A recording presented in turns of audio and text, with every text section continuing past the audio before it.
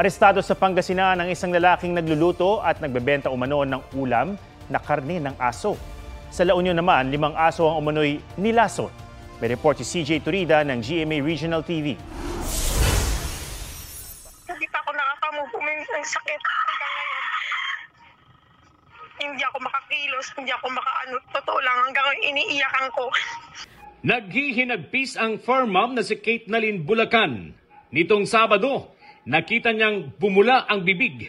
Nang hina hanggang namatay ang kanyang 5 aso. Kumbinsido siyang nilason sila. Naiwan pa sa lugar kung saan sila nasawi ang pagkaing hinaluan daw ng lason.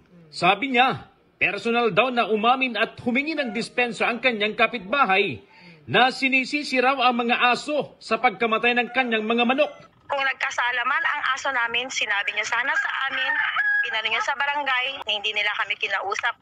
Wala, ma'am. Pero hindi sigurado kung aso namin. Okay. Kasi, ma'am, open area, ma'am, yan, oh. Kinukundina ng Animal Kingdom Foundation ang paglason sa mga aso na kanilang iniimbestigahan. Sinusubukan namang kunin ang panig ng sospek. Sa Bugalyon, Pangasinan, inaresto ang lalaking nagluluto umano ng karne ng aso at lantarang nagbebenta ng adobo at kilawing karne ng aso. Iniimbestigahan kung sino ang nagsusupply sa kanya ng dog meat. Sinisikap na kunan ng pahayag ang sospek. Sa Negros Occidental, inutos ng CIDG Central Office ang parallel investigation sa pananakit kay TikTok. Ang aso sa Murcia na tinalian ng alambre sa leeg at pinana ng 5 beses. Nauna nang sinabi ng Murcia Police na may person of interest na sila sa pananakit kay TikTok na nagpapagaling habang nasa pangangalaga ng isang animal rights group.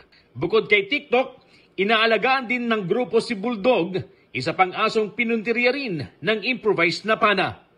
CJ Torida ng GMA Regional TV, nagbabalita para sa GMA Integrated News.